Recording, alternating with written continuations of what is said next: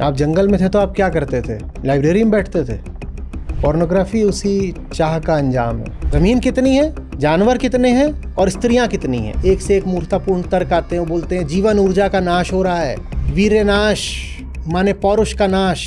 एक से एक बैठे हुए हैं ज्ञानी, कोई बताता है लिंग टेढ़ा हो जाता है, कोई बताता है अब इसके बाद अब तुम्हारा जो आधा किलो रक्त कम हो गया। समझो कि क्या चल रहा है, समझो। नया अभ्यास है, उसमें दुर्घटनाएं घटेंगी शुरू में, वो शुरू में होता है, होने दो। आचार्य जी प्रणाम।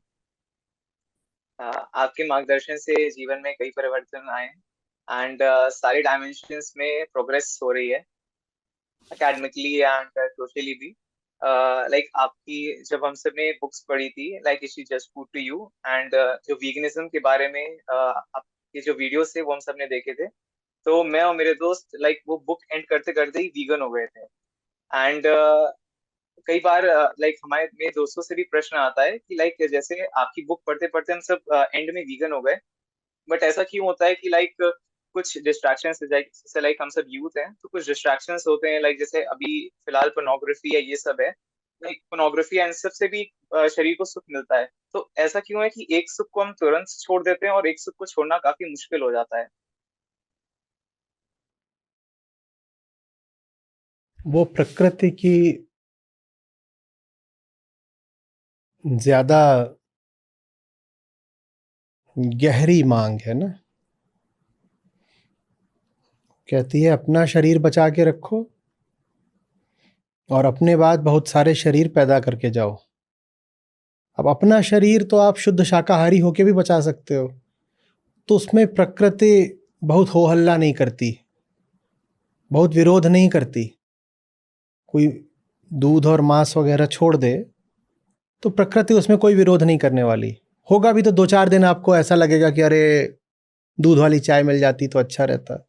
2-4 दिन के बाद खुद ही बढ़िया लगने लगता है कि शरीर हल्का लग रहा है। उसमें प्रकृति ज्यादा विरोध करने नहीं आती, क्योंकि वो यही तो कह रही थी कि शरीर चलाते रहो। शरीर तो चल ही रहा है, पहले मांस से चलता था, बिना मांस के चल रहा है तो ठीक है। लेकिन जो दूसरी शर्त होती है प्रकृति की, वो जबरदस्त होती है। वो कहती है कि सिर्फ अपना एक शरीर नहीं चलाना है, अपने बाद कम से कम 5-10 और पैदा भी तो करने हैं। तो जब दूसरी शर्त पूरी नहीं होती है तो प्रकृति फिर परेशान करती है।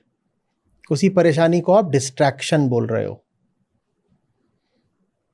वो डिस्ट्रैक्शन नहीं है, वही ट्रैक है, प्रकृति का वही ट्रैक है।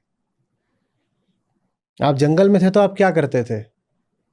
लाइब्रेरी में बैठते थे, दिन भर इधर उधर घूमते थे। माने इस उम्र के जब हो गए थे जंगल में तो क्या करते थे? दिन भर इधर उधर घूमते थे, पेड़ पे चढ़ते थे, नदी में कूदते थे, खाना पीना मिल गया, फिर खोजते थे कोई सेक्स के लिए मिल जाए, फिर किसी थे,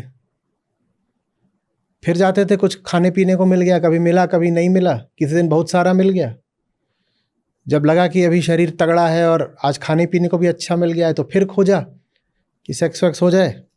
यही तो जंगल में किसी भी जानवर की जिंदगी होती है ना, वही मनुष्य की भी जिंदगी थी पुरानी। सभ्यता से पहले यही तो मनुष्य का जीवन था। यही प्रकृति आपसे करवाना चाहती है। तो इसीलिए अभी भी वो जो चाह है भीतर बनी हुई है। पोर्नोग्राफी उसी चाह का अंजाम है।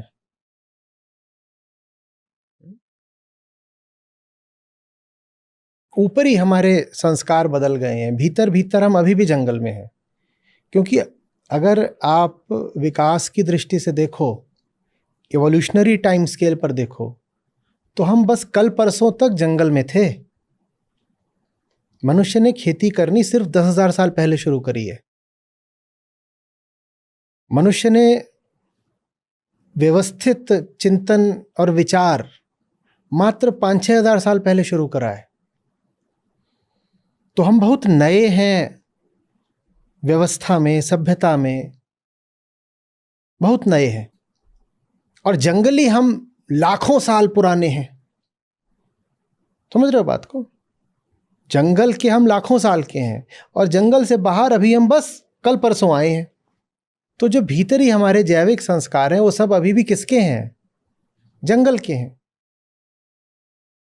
और जंगल ने हमें दो बातों के लिए बहुत तैयार करा। पहला, शरीर को अपने बचा के रखो, और दूसरा, खतरा तो चारों ओर है, तुम्हारा शरीर कभी भी मिट जाएगा, उससे पहले संतानें पैदा कर दो बहुत सारी,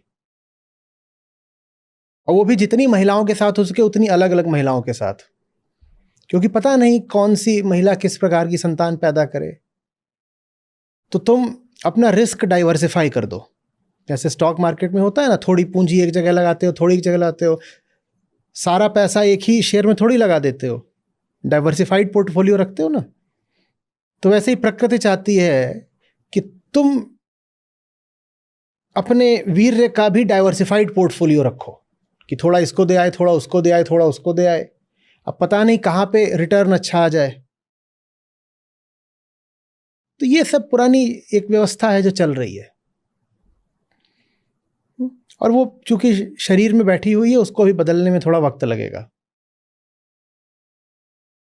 ये भी जो बात है, अपने आप को बचा के रखो, उसी का अंजाम तरह तरह की बीमारियां हैं। जब आप जंगल में थे तो आपके लिए बहुत ज़रूरी था कि आप को जहां जितना मिले फटाफट खाते चलो, क्योंकि कल का कोई भरोसा नहीं था। खेती तो करते नहीं थे, तो अन्न पर आपका कोई नियंत्रण तो था नहीं। पैदावार पर, खाद्यान्न पर आपका कोई नियंत्रण तो था नहीं। कभी मिल भी सकता खाना, कभी नहीं भी मिल सकता। तो जब मिले तो क्या करना होता था? हपक के खाओ। वही नतीजा है कि आज भी हम पाते हैं कि लोग मोटे होते हैं, मधुमेह होता है, हाँ, रक्तचाप होता है। हमारी जो सबसे घातक बीमारियां हैं आज, वो न बैक्टीरिया से हैं, न वायरस से हैं, वो लाइफस्टाइल रिलेटेड हैं। वो लाइफस्टाइल रिलेटेड बीमारी और कुछ नहीं है, बस वो यही है कि बस गए हो आप शहरों में और मेट्रोज में, लेकिन शारीरिक संस्कार आपके अभी भी हैं जंगल के। तो हर आदमी शक्कर के पीछे लालायित है, और शक्कर बीमारियों की कितनी बड़ी जड़ है। पर शक्कर आपको क्यों चाहिए? क्योंकि शक्कर आपातकाल में साथ देता है। आप अगर शक्कर नहीं भी खाते तो आप जानते हो, आप दूसरी चीजें जो खाते हो भीतर जाकर शक्कर बन जाती हैं। आप अगर ये भी कह दो कि मैं शक्कर नहीं खाता, तो आप दूसरी जो चीजें खाते हो ना, वो भीतर जाकर शक्कर बनती हैं। शरीर के लिए शक्कर इतनी जरूरी होती है, वो खुद बना लेगा शक्कर। तो अब जब शक्कर मिलने लग गई तो पुराने संस्कारों ने क्या बोला? जितनी शक्कर हो सके खाओ। तो शक्कर ही शक्कर, शक्कर ही शक्कर हम खाए जा रहे हैं। और पहले शक्कर की इतनी खेती नहीं होती थी गन्ने की। पिछले 100 सालों में गन्ने की पैदावार जबरदस्त तरीके से बढ़ गई। तो इसीलिए पिछले 100 सालों में शक्कर से संबंधी जो लाइफस्टाइल बीमारियां थीं, वो सब भी बहुत तेजी से बढ़ गई। तो जो एक्सेसिव शुगर कंजम्पशन है और जो पोर्नोग्राफी का कंजम्पशन है, ये एक तरीके से दोनों एक ही जगह से आ रहे हैं। कहाँ से? जंगल से। हमारा जो जंगली अतीत है वही हमें मजबूर करता है घी और शक्कर और कार्बोहाइड्रेट्स बहुत सारे खाने के लिए। फैट, शुगर, कार्ब्स, ये हमारा जंगली अतीत हमें मजबूर करता है। उसको देख के हमारे ऐसे लार आ जाती है। वो लार क्यों आ जाती है? क्योंकि शारीरिक संस्कार हैं पुराने, वो बदल रहे हैं धीरे धीरे, पर उन्हें बदलने में अभी कुछ हजार साल लगेंगे। और शारीरिक संस्कार पुराना ये भी है, आपको मालूम है अभी जब भारत आजाद हुआ तो औसत उम्र कितनी थी भारतीय की? कितनी थी? 25 साल। हम फट से मर जाते थे।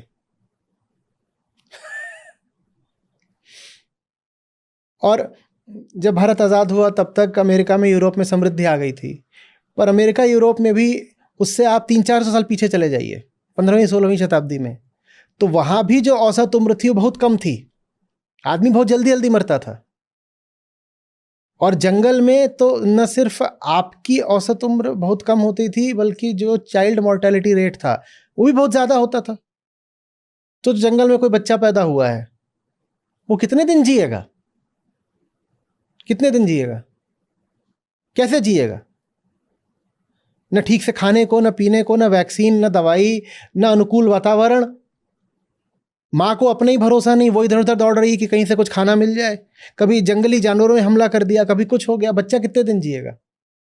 तो जंगल में ये जरूरी था कि हर स्त्री लगातार गर्भवती रहे और कम से कम 10-15 बच्चे पैदा करे। जब 10-15 वो पैदा करती थी तो एक आध दो उसमें से जीते थे।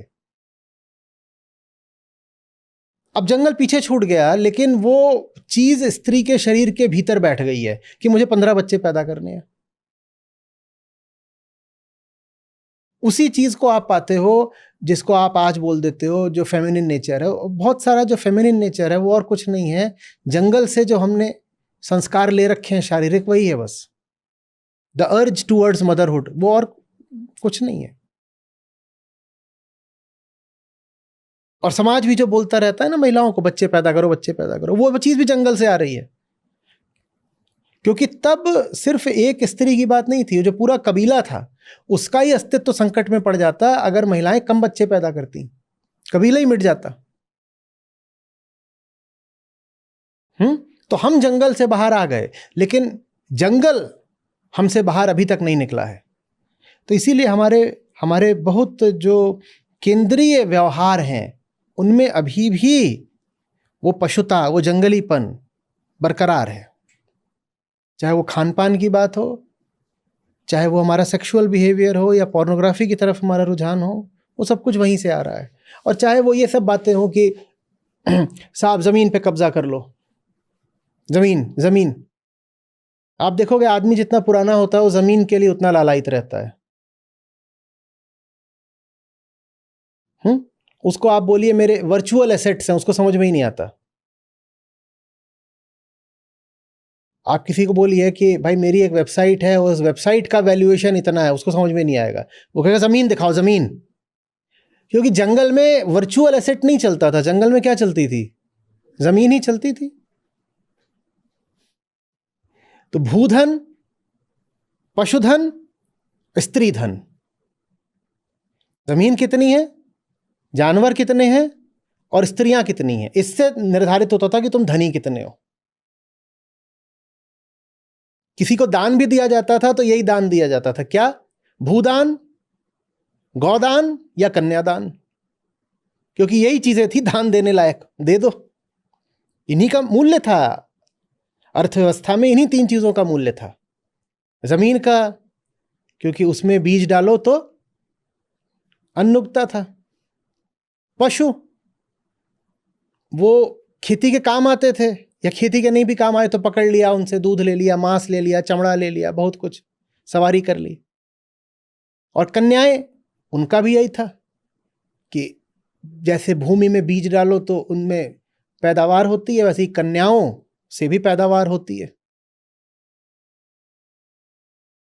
वही अभी भी हमारी मानसिकता है। तो जितनी पिछड़ी हुई मानसिकता रहेगी वो जंगल के उतने करीब की रहेगी।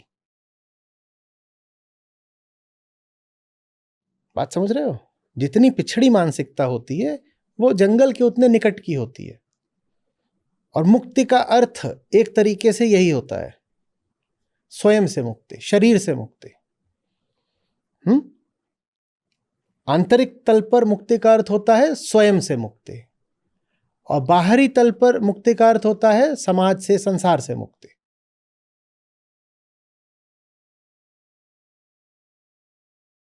अगली बार जब ये सब चीजें दिखे तो आईने की तरफ देखना और कहना, हूं तो मैं गोरिल्ला ही।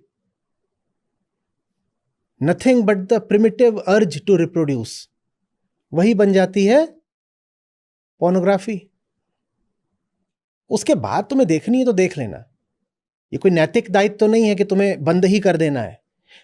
जो करना है करो, लेकिन जानते हुए करो कि क्या कर रहे हो। और अगर जानते हुए कर रहे हो तो जो गलत है वो करना मुश्किल होता जाएगा।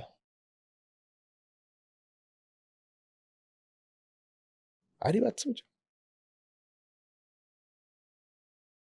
कोई मोरल सैंक्शन नहीं है। बहुत लोगों को लगता है एक छी गंदी बात, एक से एक मूर्खतापूर्ण तर्क आते हैं, बोलते हैं जीवन ऊर्जा का नाश हो रहा है, वीर्य नाश माने पौरुष का नाश। एक से एक बैठे हुए हैं ज्ञानी, कोई बताता है लिंग टेढ़ा हो जाता है, कोई बताता है अब इसके बाद अब तुम्हारा जो आधा किलो रक्त कम हो गया। वो सब बेकार की बातें हैं। पोर्नोग्राफी के साथ जो एक चीज जुड़ी हुई है वो यही है, हस्तमैथुन। वो अच्छा है या बुरा है ये नैतिक आधारों पर नहीं तय हो सकता। उसको इसी बात से तय करना होगा कि उसकी जो ललक है, अर्ज है, वो तुमको आ कहाँ से रही है। जब तुम समझोगे कि वो सारी ललक तुम्हारे जंगली अतीत से आ रही है, तो शायद फिर व्यवहार में कुछ परिवर्तन आए।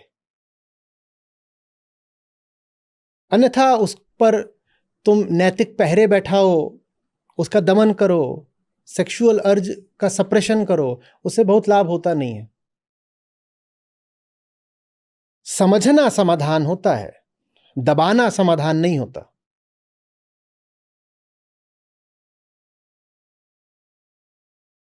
समझो कि क्या चल रहा है, समझो। एक बार समझ जाओगे क्या चल रहा है, फिर कहोगे इसकी तो कोई जरूरत नहीं।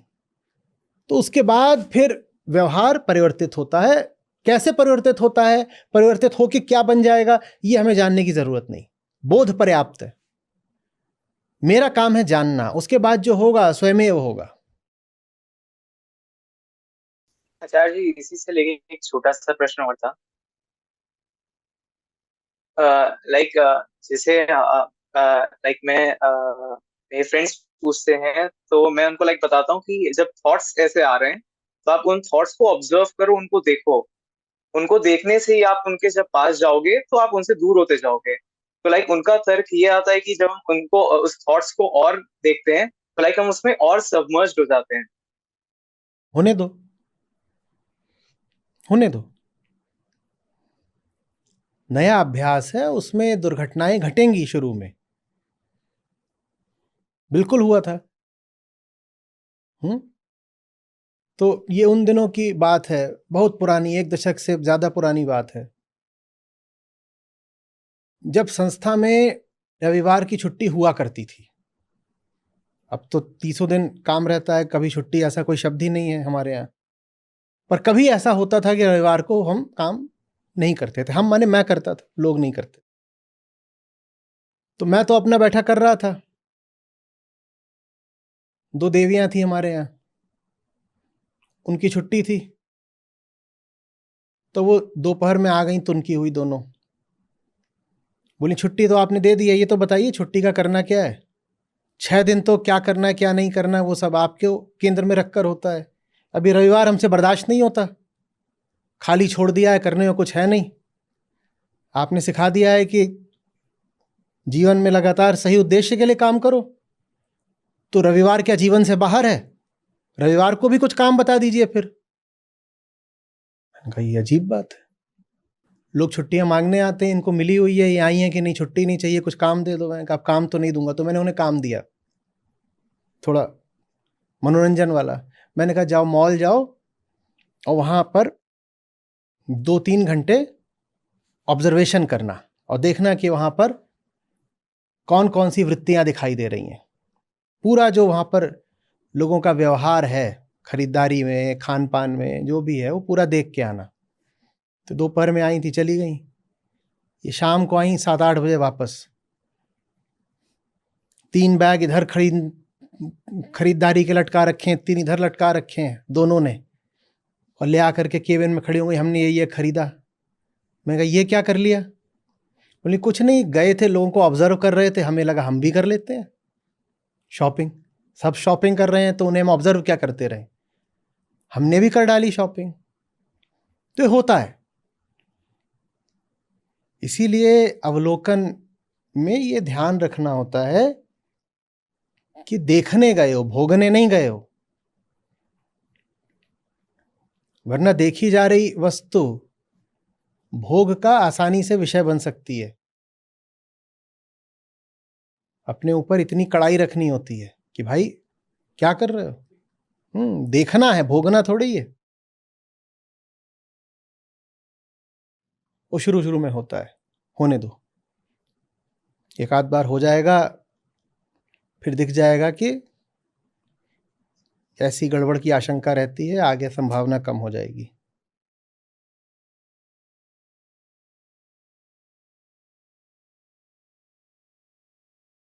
जिस चीज को देख रहे हो उसमें इतना भी नहीं आकर्षण है कि उसे साफ साफ देख लोगे तब भी आकर्षण बना ही रहेगा।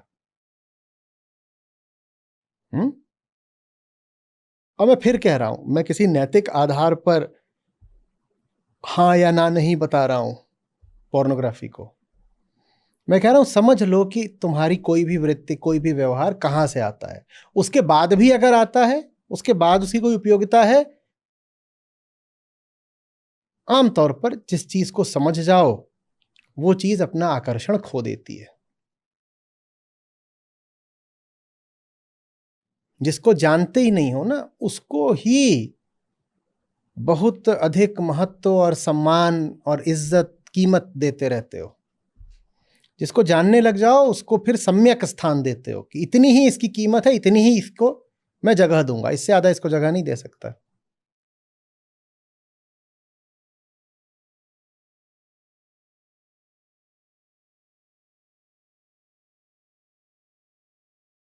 सही मुद्दे लेके आओ जिंदगी में भाई।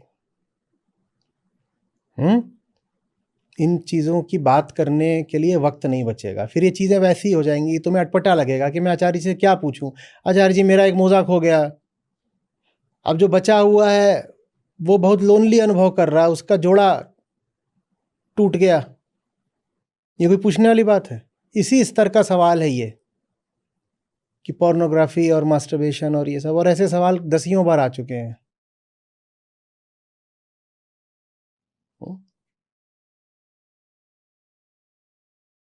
इस मुद्दे का उत्तर न हाँ में है न ना में है। इस मुद्दे का उत्तर ये है कि जिंदगी को इतना सार्थक बना लो कि ये मुद्दे पीछे छूट जाएं। ये अभी कोई महत्व की बात है कि तुम वहां बैठे हो तो तुमने एक मोजा पहना है कि दो मोजा पहना है कोई महत्व की बात? नहीं है ना। वैसे ये भी महत्व की बात नहीं है कि तुमने कल पॉर्न देखी थी कि नहीं देखी थी। पर वो चीजें महत्व की तब बन जाती हैं जब जीवन निरर्थक होता है, जब जीवन में छोटी छोटी कामनाओं और स्वार्थ के अलावा और वही आम जिंदगी के आम मसलों के अलावा कोई बड़ा लक्ष्य होता नहीं। तब यही चीजें बहुत बड़ी लगने लग जाती हैं।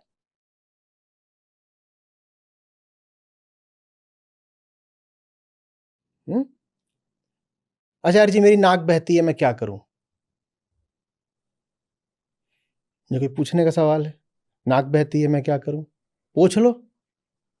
नहीं पोंछना तो मत पोंछो। पोंछो चाहे नहीं पोंछो, फर्क क्या पड़ता है? कोई बहुत बड़ी बात है ये। हाँ, तो मुक्ति का अर्थ यही है कि ये छोटी चीजें सब छोटा ही स्थान पाए। जिसकी जो जगह है जीवन में उसे उतनी ही जगह मिले, उससे आगे ना मिले जगह।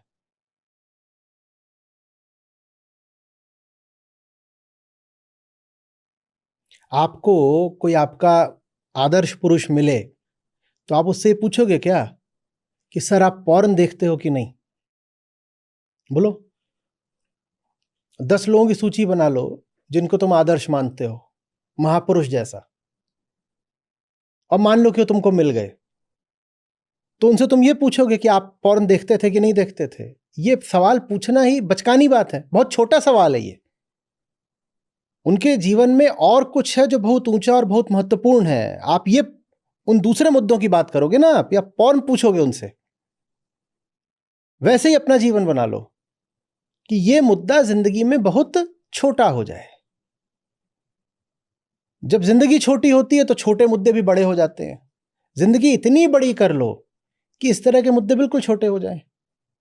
सोचो ना, अपने किसी महापुरुष के सामने खड़े हो गए हो और तुमसे सवाल ये पूछ रहे हो कि आपने पॉर्न देखी कि नहीं देखी? कोई फर्क पड़ता है इस बात से, देखी कि नहीं देखी? उनकी महानता क्या इस बात में है कि देखी? क्या इस बात में है कि नहीं देखी? मुद्दा ही हीन है, क्षुद्र है। इस मुद्दे का उल्लंघन कर जाना है, आगे निकल जाना है। जिंदगी में ये सब चीजें छोटी हो जाएं।